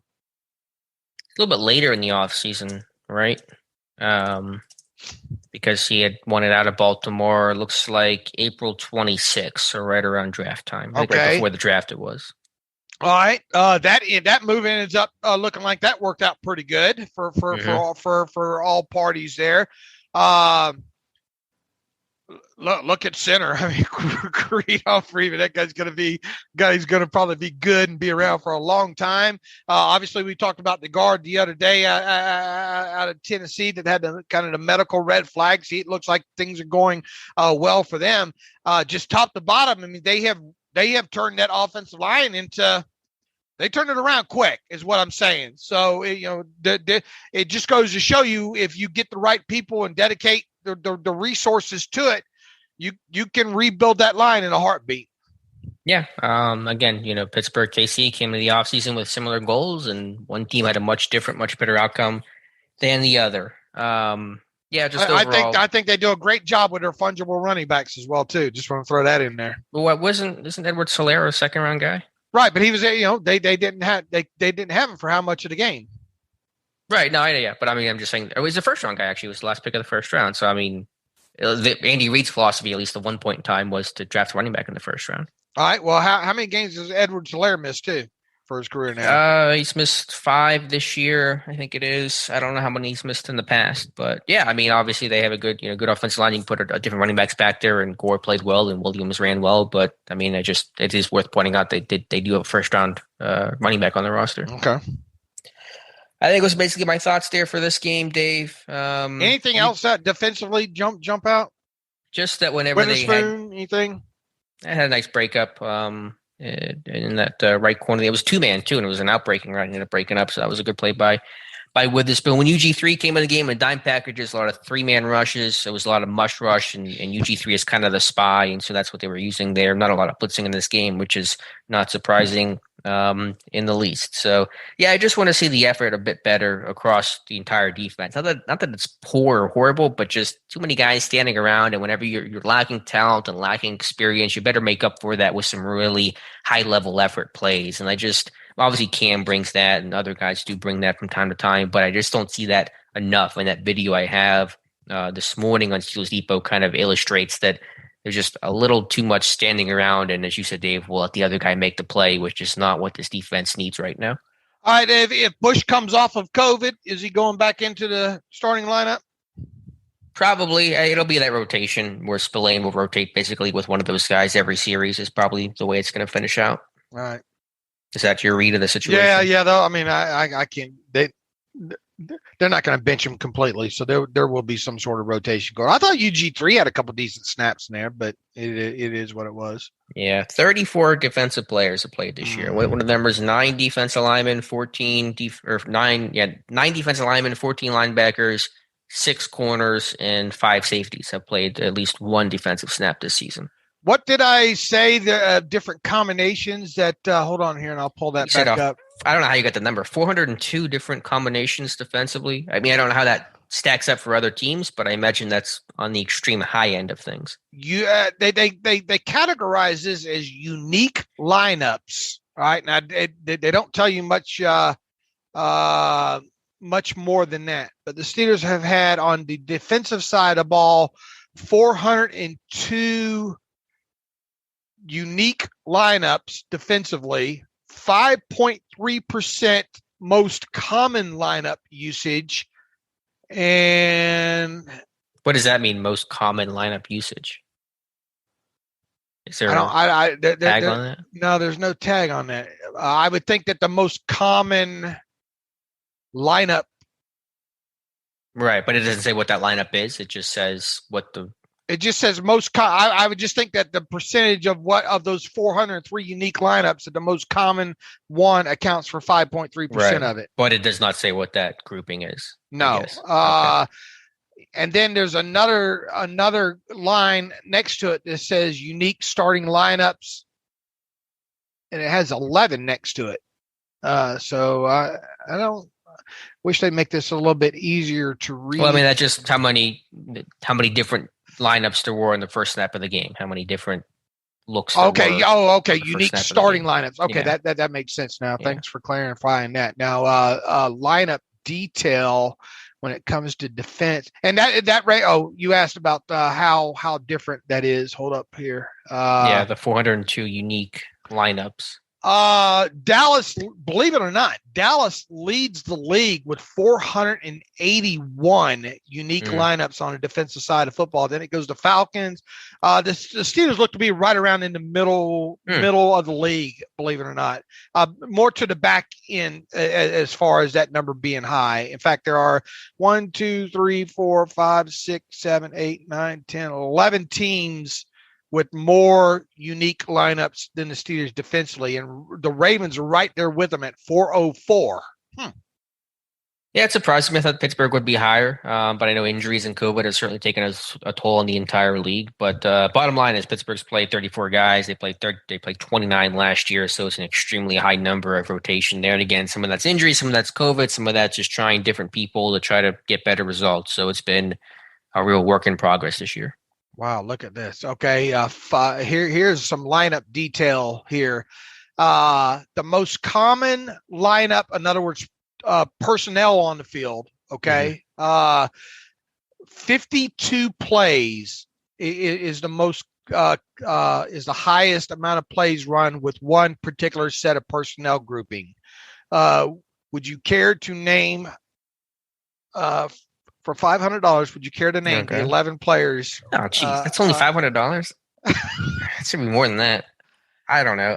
You'll get this too easily, so I'll give you $5. I'll get this too easily. I don't know about that. And I chart this thing. I still don't think I would get it. All right, the most common 11 players on the field defensively at one time so far this season. I'm going to take a guess. And this is I need to read all 11 players back to you. Is this yes. The question yes, all right. You do. My guess: nickel, Wormley left D tackle. Hayward, right D tackle, Highsmith, left outside linebacker, Watt, right outside. No, Watt, left outside linebacker. You don't have to get positions. You just need to name the players. All right. Wormley, Hayward, Highsmith, Watt, Bush, Schobert. I guess it would have to be Hayden, Sutton, Millette, Edmonds, Fitzpatrick, just kind of their base. You got defense. it. You got it. I knew you would. Right. Good on you. Okay, the next one is 35 snaps. Dave, I don't. Is this people want to listen to? Is this something? It's like three people. I want to listen to it. Christ. I'm just trying to. I think it's one different player. Swap out Millette for Bugs at nose tackle. You would be correct, sir. I love you, Alex. You did a great job. You got it. Do I win the money now? I'll give you $5. I owe you. Yeah, $5. $5. I want my $2. Yes, another movie reference you won't get. Was that even a reference? What movie is that? Better Off Dead, I think. Never seen it. Was the name of that movie there. Okay, so that just goes to show you, boy, they've used a lot of, and you kind of highlighted this in the post, right? They've used a lot of different players on the defensive side of football this year. All right, Dave, any other thoughts here on this game? You mean the games we're playing or the game? No, and that game, the Chiefs game. I know what you're talking about. I know. No, just and I still got to go through it one more time. I think both sides of football, see if I missed anything in here, but not pretty. But it's not the worst. I don't think it's the worst tape we've gone through. I mean, there were a couple good runs, couple good decisions. I think by Najee in this game that got you 4, 5, 6 yards in here as well too. But I mean, top to bottom, you get behind the way this team got behind in the game, and the second, it did feel like you just pushing the forward button on the all 22 tape in the second half of this thing. Yeah, it wasn't the worst, but it was just it just been more of the same. It's lackluster. It's 30. It's a big blowout, and so it just kind of was hard to get super excited about this tape. Even trying to find some of this little Easter eggs was tough to do. Yep, you're right. All right, Dave, let's close out today's show with some reader emails. All right, how far along are we into this thing now? Hour and 15 minutes, roughly. All right, let's see here. We'll get to Jelani Suleiman writes in, hey, David, Alex, hope all is well. You guys had a good holiday weekend with the Steelers projected to have one of the most cap spaces this upcoming offseason. What route do you think they will take? Do you guys think they will draft a quarterback early, such as Pickett, and use the cap space to make investments on the O-line defense? Do you possibly see them trading for a big-name quarterback and address other needs via the draft? Thanks as always. Happy New Year, Jelani. We even get these kind of questions at the beginning of the year, and with 2 games left, we're going to start getting them more and more. I mean, let's get through the season here. I think we've said several times, at least I have. Do I think they will draft a quarterback early, such as Pickett? No, I do not. Do I think they will get some sort of a veteran quarterback to some degree? Yes. Do I think they should address the specifically like the O-line in free agency? Yes. Do I think they should also address the offensive line in the draft? Yes. Do I think they're going to have to spend some money in free agency? Yes. I don't know how much I've helped you out there, but I mean, that's where I'm at right now. I mean, without drilling this thing down to specifics here. I mean, we're going to have a lot of time to answer these same type of questions. We will, but to the big questions, I mean, again, everything's on the table right now. Do I think they draft a quarterback in the first round? No, I do not, just based on the lack of talent in this class and Pittsburgh's draft position. There'll be an emphasis and focus on the trenches, on the offensive line, on the front seven, and improving run defense and improving this O-line, especially along the interior, and potentially right tackle, given a core force, free agent status. You have as much, what is, other than hearing Mike Tomlin talk about quarterback mobility at certain points this season, what's the other prominent thing that he's come out of games and one of the first words out of his mouth when explaining the loss? Trenches. They got to get and that was what we thought was the man last year. You better fix it. And we just talked about how the Chiefs were able to fix it. So, there's going to be some cap space. It's going to be a little bit more probably than normal. How much cap space you have will obviously be, a big chunk of that will be determined by the quality of the quarterback maybe that you go after there, and what the cap space is. I still am not a believer that this team is going to land Rodgers or Wilson. Is it plausible? Yes, it's plausible. Make sure all of you listen right now, make sure you write down that Dave said it's plausible. I just don't think it's going to happen where it's going, and I've seen Matt Ryan's name being thrown out there more and more. I mean, would you want to see Matt Ryan in Pittsburgh next year, Alex? Nope. No, I would not. No, I would not either. I have a lot of respect for Matt Ryan, kind of a fan of his game over the years, but you're putting yourself right back in the same position that you are this year, and I just, I think it's going to be kind of a middle of the road kind of quarterback, if you will. What do you think about the Eagles backup quarterback? Minshew.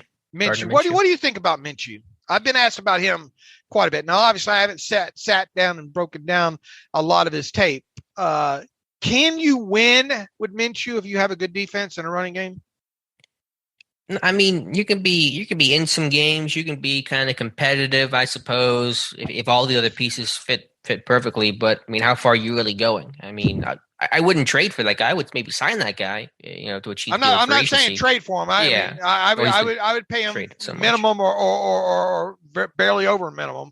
I mean, he's going to get more than that because the nature of the position and things like that. But it doesn't really move the needle. It's a stopgap. It's a Band-Aid. It's not a particularly great one. You're never, your best you're going to be one and done in the playoffs. I mean, that's kind of like the ceiling of a Gardner Minshew led team. If you did bring him in, you got let him do what he did in college. Run the damn air raid, man. I want to see some more. I want to see some heavy air raid in the NFL. Anyway, thanks for the question, Jelani. Let's move on to the next one here. I think the Oilers tried that back in the day. And they called that the run and shoot. Run and shoot. I know. Well, same idea, and it didn't work out too well for him long term. Chuck, running game can be a component of the air raid. Tell that to Mike Leach. Well, I mean, if you look at kind of the version that Matt Mummy ran in Nevada there, I really enjoyed watching those games. I really did. Just from I learned a lot about the air raid and all. Chuck Griffith writes in, is there a reason that Ben never throws an easy to catch, hit the receiver in stride pass to Najee on his screens or checkdowns? OTAs and training camp have been finished for a long time. No need to see if the 240-pound running back can make the difficult catch every game. I mean, they're not intentionally trying to throw it poorly. They're just a bad screen team because usually there's pressure, which in lack of mobility creates inaccurate passes. You're trying to throw it over offensive linemen or around guys or something like that. So it's not like you're trying to throw a bad ball to Najee on that play. They're just a bad screen team for a variety of reasons. Brett now writes in 2 quick questions of which should they let's see. You've had some discussions about this, but should they keep Banner and start him at right tackle, let Okorafor leave in free agency and recoup the compensatory value, or should they cut Banner and use the money towards re-signing Okorafor, say $8 million a year? Number 2, should they cut Schobert, use the money to sign a free agent corner and draft an inside linebacker, or should they keep Schobert and draft a corner? You're the best in business. Never look anywhere else for Steelers info. If it's not on the depot, it's not worth reading. Thanks, Brett. Look, recouping compensatory value should not be part of a decision-making process. Mm-hmm. Plain and simple.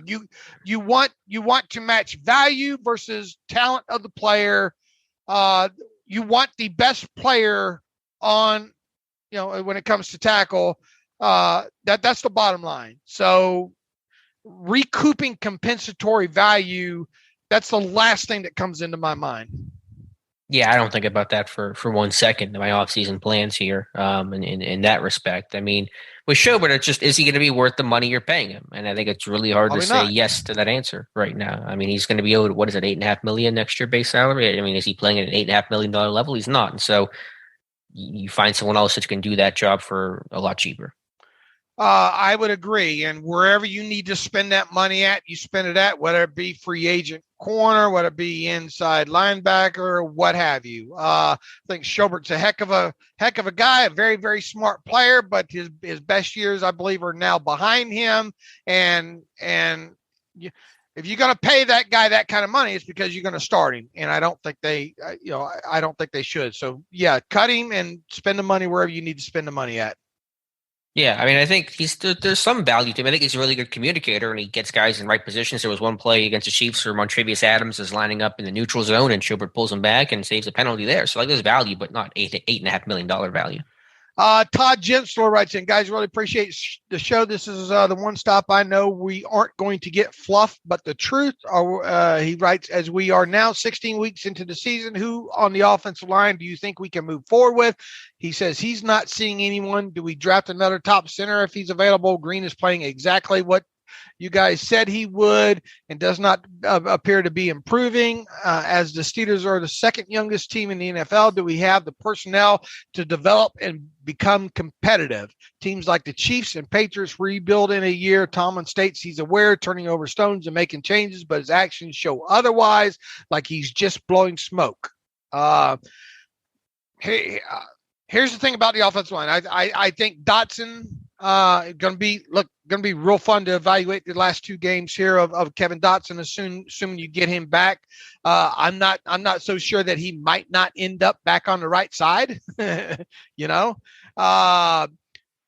think Dan Moore has shown enough to at least move forward with. Mm-hmm. Here's the problem. You're going to have to decide. You got a lot of whole. Do I think they should draft another center or find or sign? They're probably not going to go out and pay for a center, but they might draft another center. I think from what I've seen right now, Green ain't it. But I mean, man, you would have hoped to have seen some progression in here with him. Mm-hmm. It's just you really haven't. To play devil's advocate, could the team sit there and think, listen, this is a guy that was underclassman, adjusting the center. He just needs another year to really kind of get it going. Could that be the team's thought when they want to stick with Green to see how he does in year 2 after a tough year 1? I mean, look, and I've said several times, you're going to get a good understanding of who this guy is 6 or 7 games into his second season. But I mean, there has been nothing on tape right now for me to think that even if he had more to go to reach his ceiling, what is that ceiling? Mm-hmm. He's not very far from it, in my opinion. Does he need to? Here's what I would do if I'm Kendrick Green. I would try to reshape my body a little bit as best as I could. In what sense? And just get a little bit leaner, I guess. he feels like a weeble wobble. Is that even before your time? You never played weeble wobbles, did you? I know they don't fall down. Right, they don't fall down, but he's a weeble wobble that falls down. Mm-hmm. Yeah. He's like I think it's a technique thing. It really isn't more than anything else that he has to work on. He lunges. He's just always on the ground, but even if he wasn't on the ground so much, his play is lack. Mm-hmm. Yeah, it's been a really poor year, but I just wonder if the team's going to sit there and think, listen, this guy just needs more time, more, we kind of threw him into the fire this year, and let's give him a year 2 and go from there. I'm not saying that's the right assessment. It's not my assessment, but I think it might be the team's thinking. If you do that, you better back him up with the veteran. But, how are you going to pay a veteran X amount of dollars with experience that you trust and not have him in the starting lineup? Yeah, it'd be a pretty low level veteran type of guy. It'd be a BJ Finney type of guy. A Cody Wallace. A Dr. Wallace kind of guy. Personally, I would find another. If I thought I could drastically improve that center position, I would, and I would by whatever means possible. I would as well. I would not play into the sunk cost policy of we just drafted this guy, we have investments in this guy, let's see this guy through. I think you have a good feel. It's not like he's a rookie that played in 2 games. It's not 2010 where rookies barely play and it takes 3-4 years to evaluate. You get a pretty good feel, especially for offensive linemen out of the gate. And again, I understand the context to it, and they put a lot on this plate. I think they misevaluated the player he was and thought he was a day one ready center, and he's not. But even just with all that said, I think you have to act quickly to the best thing you can do is admit and own your mistake and rectify it as soon as possible. If we get to this, if we get to the midway point of the 2022 season and we're still talking about, oh man, Kendrick Green, same old stuff again, then shame on them. Agreed. Plain and simple. People keep saying, Dave, you got to give him time. You say you say you don't throw him out with the bathwater 6 or 7 games. True. Look, should they cut Kendrick Green during the offseason? Hell no. Do you want to maybe try to explore some things with guard? I guess. But what you see in that center, the only difference will be is you're seeing it at guard, at least from the tape I'm looking at right now. Yeah, the idea. Well, if you look for a new plan at center, then Green better become versatile, which means you got to play guard, and obviously he's got the background there. So I think maybe the best thing for him would be to become a versatile backup swing guy. Who was that guy that was playing backup center for the? Was it the? Oh, one of those undersized centers. I'm trying to think. Just this past weekend here. I want to say it was an AFC North team. Anyway, no. Nick was it Nick Harris? Did Nick Harris start this past week for the Browns? Right. The Browns. I'm not sure. Maybe. I guess Treader was on COVID, so probably. Yeah. Let me double check real quick. That's your T-Rex guy, right? Yeah, I was even thinking watching that. That was the Christmas game, right? Mm-hmm. No? Yeah, they played the Packers. Yeah, they played the Packers on Christmas Day. And did he start that game? I remember thinking of that because I was not a big Nick Harris guy. I remember out of Washington. Made fun of him. You bullied the guy. Poor guy. I was thinking. There was a point during watching that game thinking, man, I'd even take Nick Harris right now over Kendrick Green. Harris did start, and he had a tackle. So him and Kendrick Green have a lot. Okay, well, there you go. But I was thinking during that game, something popped in my head, thinking, man, right now I'd take Nick Harris as a starting center on this team over Kendrick Green right now. And you remember how bad I talked down Nick Harris. Yeah, and just real quick to go back to All-22, that sack fumble where Green just gets beat off the line. It's just. Oh, it wasn't great. Lord. Neither was the one that I posted the clip on. Just yeah, it was like that was the first snap of the game. Or no, it was one of the first snaps of the game. Right, lunges forward, just ole, do. He's like crawling, just like. Let's get back to the email machine here. Thanks for the email, Todd. Let's see if I can find the next one here. Cade. LCW writes in, David Alex, you fielded plenty of questions through the season on changing around the O-line starters. The team has been waiting for the current group of starters to get gel or synergize or whatever. What's the point what's the point of consistency, though, if the result is consistently bad? He says, I'd blow it up in an attempt to win these last 2 games and make the playoffs. Can't be much worse, right? I'd start left to right. He has Chooks, Dotson, Hassenauer, Haig, and Banner as his newly rebuilt offensive line for the final 2 games. See if you can generate any kind of run game, especially on the right side with Haig and Banner. To hell with pass pro. Just keep firing the ball out in 1.5 seconds like we've seen all season. He says, I doubt the Steelers will do something like this, but if you were a head coach, what would your starting O-line look like for the game? I think I've said it. I think Alex probably agrees with it right now. I mean, I would go Dan Moore. I would go Kevin Dotson. I would go J.C. Hassenauer. I'd go Trey Turner. I would go Chikwama Okorafor. That would be my 5, at least for the Browns game. I would as well, but I get the instinct to want to start just your best run blockers with Banner, in theory, at right tackle and Haig at right guard. And that was something I said to start this year about playing Joe Haig to get your run game going a bit, because you have to run the ball for this team to have any chance to succeed. But just a lot of moving pieces to do that, and I mean, in pass pro, you would get killed even more. So you can't totally discount that, because in 3rd and 7+, you're gonna have to hold on to the ball longer than a second and a half. Brandon writes in, I'm really looking forward to hearing you guys when the time comes really dig into the realistic options for this team's future. The big names are fun, but there are a lot of holes, so it's more of a comment. Thank you for that, Brandon. Let's see if I can find one more here. Nope, not there. We'll move to the next page real quick.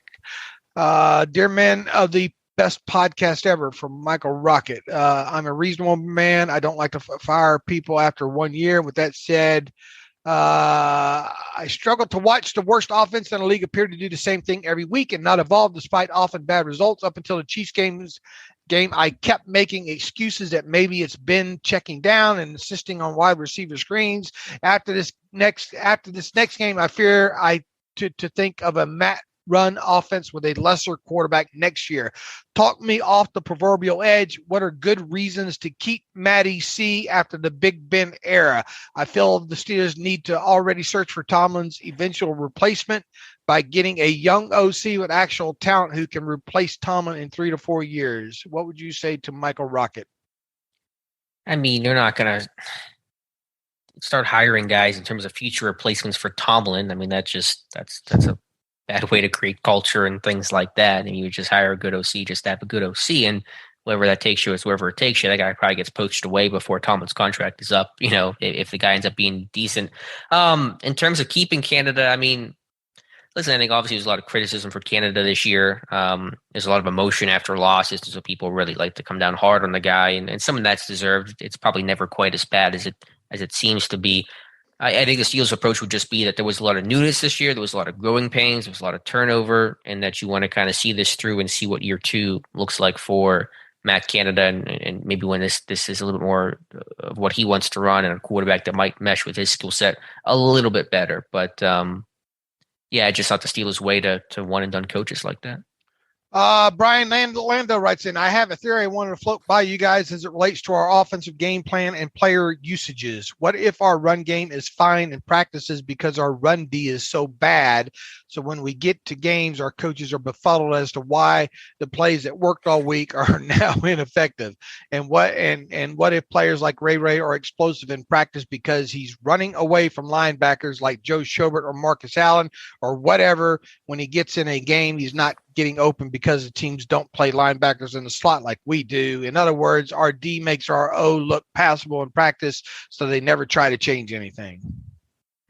I mean, I don't really buy that, because you would just see, in game it's not working, and so you wouldn't sit there and say that just because it's working against scout teams that you're going to be happy with that or not change things whenever you see the issues on tape. It's just when you have an offensive line that is struggling the way that it is, it is hard to kind of fix some of those big problems, because when your O-line's bad and your trenches are bad and your run game is bad, it really kind of limits you in a lot of ways the way that it did last season. So no, I don't believe for a second that this coaching staff is so dumb that they're being fooled by having success against scout team defenses on a Thursday practice. Let's end with this one. Jeff Berg, just when you think it can't get worse, LOL, it does. Do you guys think Najee is too slow to be successful, especially with this offensive line? It seems like he's shuffling his feet, waiting for a hole instead of exploding through whatever small hole there might be. And when he runs to the edge, he's just too slow to get to the edge unless there's a wide open space. Chiefs' second and third string backs look quick and explosive, and if they're hit at or behind the line, they have so much more momentum forward. They still get 3 yards. I've been noticing this for several weeks. Najee just looks really sluggish and slow. It's hard to ultimately tell with how terrible this line is. Your thoughts? I think the answer to that question is just yeah. Look, it's yes to all of it because this line is not great. I have gotten the sense the last couple of games that Najee's trying to make the perfect cheer on Saturday Night Live, the perfect run, and I think by him wanting to produce a home run almost on every run, I think that's taking away from the back that he can be. Does that make sense? It feels like he's looking to make, if I make this perfect cut on this play, even though there might be a defensive player that's flashing, has the offensive lineman in control, or even the other way, the offensive lineman has the player in control. He thinks if I make this one extra cut, I'm going to be able to home run it. We heard him say last week during his media session, man, I got to hit a big one. Yeah, it's true. And I almost wonder at this point right now if he's trying to do too much at times, if that makes sense. Look, people will point to he's going to have 1,000 yards. It's a testament to how great Najee is. He has a 1,000 yards behind this offensive line. You know what it's a testament to? It's a testament to him staying healthy. It's a volume thing. Yeah. It's a volume thing. I wouldn't go throw any parades that Najee has 1,000-yard season this season on the heels of this offensive line playing so bad. I mean, is it notable? Yeah. I mean, it's notable to the degree that, man, you got to really hand it to this guy for staying healthy and being able to handle the workload that he's been able to handle. But I mean, if you got 1 yard on 1,000 runs, you would still have 1,000 yards, right? And I don't want to say it's as bad as that, but it's volume that's allowed and staying on the field that's allowed him to do this. I like the effort on a lot of this stuff. I mean, a guy is making a lot of yards after contact, and it's a testament to his ability to that. That is who he was coming out of college. We saw a nice hurdle. Might be one of the highlights of that game against the Chiefs, that him hurling that defender and getting a couple extra yards that way. The guy is good after first contact. The 21-yard run, even though it was blocked up fantastically, it was the single best blocked run of that game. So good thing he did get 21 yards on it. How would you grade his season overall? Just looking at him and his play and just focusing on Najee. If you had to give it a letter grade. On what I expected? No, well, I mean, just based on his season, how would you grade his rookie season, his performance? I mean, you can interpret that however you would like, I suppose, but what is your grade? I mean, I think you got to look at all of it. I think you got to look at his ability to catch football out of backfield. Sure. I think you got to look at pass protection, all like that. I'd give him a B. Yeah, I'd be around that. I'd be in that same range. So, yeah, just because I obviously, like, it's been a tough year for Najee, but I think certainly he's playing as well as he can in a bad situation. I think he is as advertised as he was coming out of Alabama. Mm-hmm. And to the question of, do they need an explosive runner? I mean, there's a lot of benefit to it, as Dave has illustrated, but I mean, Le'Veon Bell was never an explosive runner and was a great back for the Steelers and across the NFL. So I don't think he needs that component to have a good career. My whole argument all along is the position value relative to the round drafted. Plain and simple. Sure. I think my thought process still is, and it will be the game will really have to change a lot for me to get off this. In no way, shape, or form do I spend a first round draft pick on a running back. When do you think that changed? Was it in this more recent decade of the high flying passing offenses? When does that shifted from fungible to not fungible? I think mid 2000s, maybe, I guess, right around in there when the passing element and all. I mean, obviously look, once again, I hate to ruin everybody's new year here, giving away the secret, but the secret to winning NFL games is explosive plays and turnovers, plain and simple. That's it.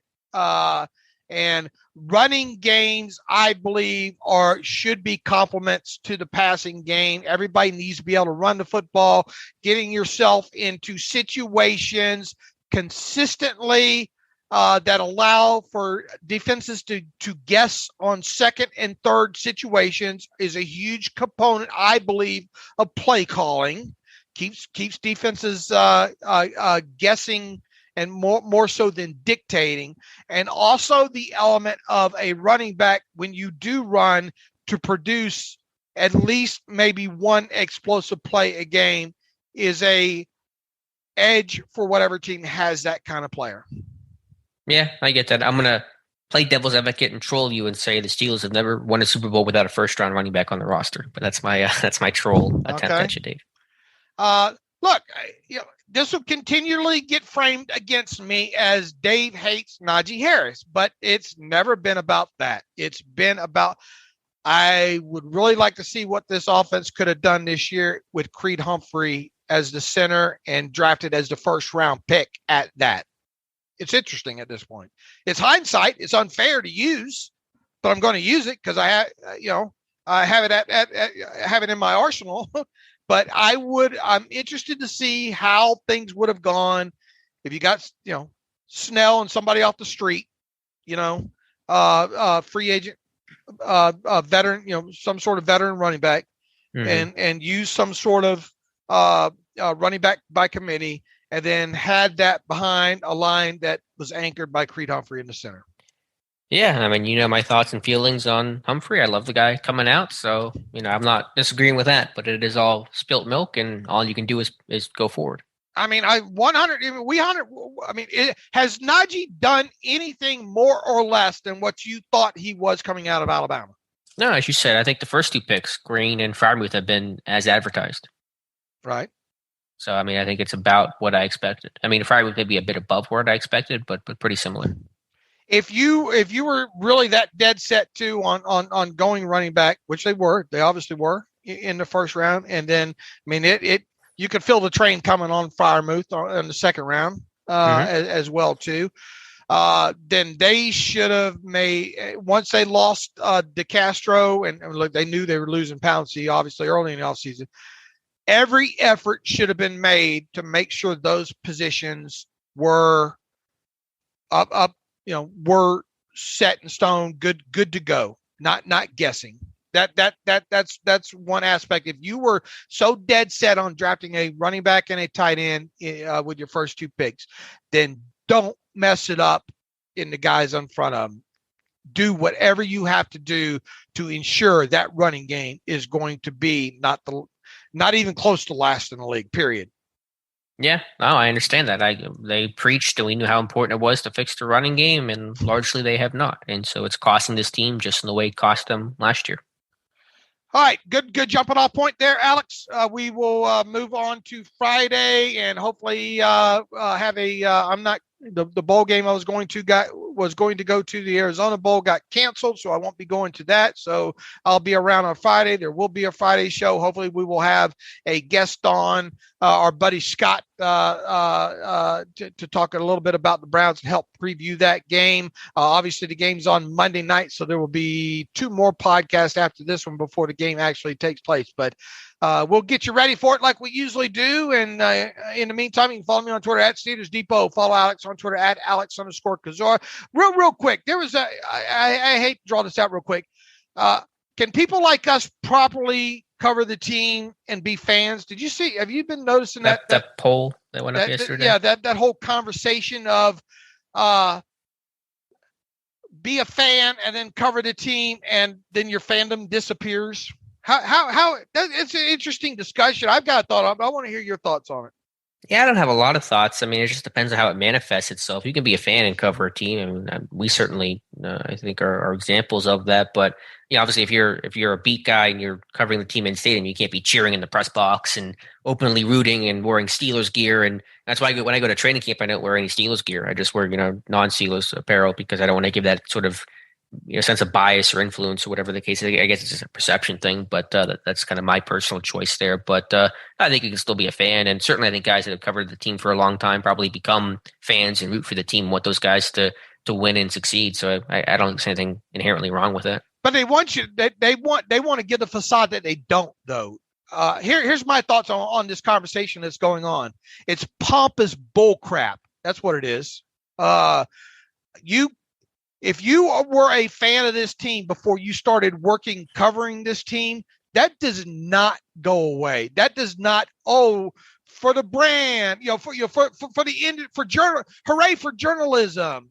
Do it for the becoming a journalist or whatever you want to call it in today's world does not automatically remove the fanatic aspect of it, and fan is short for fanatic, right? Now, I will say this about doing what I have or what I do, and as long as I have done it, and now Alex can probably can speak to this as well too.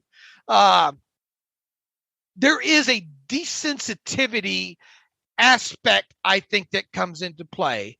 All right, if the Steelers lose in a given week, my immediate night, day, week, month is not ruined in any sense of the imagination. My life does not change one iota. My emotional state, my well-being, none of that changes whatsoever. I have become, doing what I do has made me become more of a student of the game overall. But I'd be lying if I say I don't go into every game thinking, man, I sure would like to see the Steelers win this. I would like to see player X do well, this, that, and the other. To give the impression or publicly say that you have no fandom once you get into covering the team, and I'm not talking about blogger boys out there, fanboys. I'm talking about people that legitimately cover this for the papers, people that cover it in depth like Alex and I do. That doesn't go away. Your turn. No, I agree. What about the desensitivity aspect? Yeah, I feel that. I just look at things through a work lens more than I do a fan lens because, it's part of my job now. And so I get mad or happy about a win or a loss or an outcome or a play, but it's always kind of then processed through that work lens and when I have to write about or work on or something like that. But I think it's fine to be a fan. I mean, I have no problem with that. I'm a fan, obviously. So I don't think about it a whole lot because it's just some philosophical crap that I don't really care about. I won't spend a lot of time and energy thinking about it. But I mean, it's fine to be a fan. And usually whenever there's a self-interest part of it as well. Whenever the team does better, your life's usually better as well in terms of getting enjoyment out of covering the team. Okay. But long story short, I think the people that are going the other way with this in this conversation, it's pompous bullcrap as well. We're journalists. This is how we do it. And that's what makes us better. Anyway, had to get that off my chest. In the meantime, you follow me on Twitter at Steelers. I'm sure you're happy about that, aren't you? No, it's fine. I don't care. I don't really think about the conversation or the philosophy too much. So it does not matter to me what people care or think. All right. Follow me on Twitter at Steelers Depot, or don't. Follow Alex on Twitter at Alex_Kozora. Please do, though.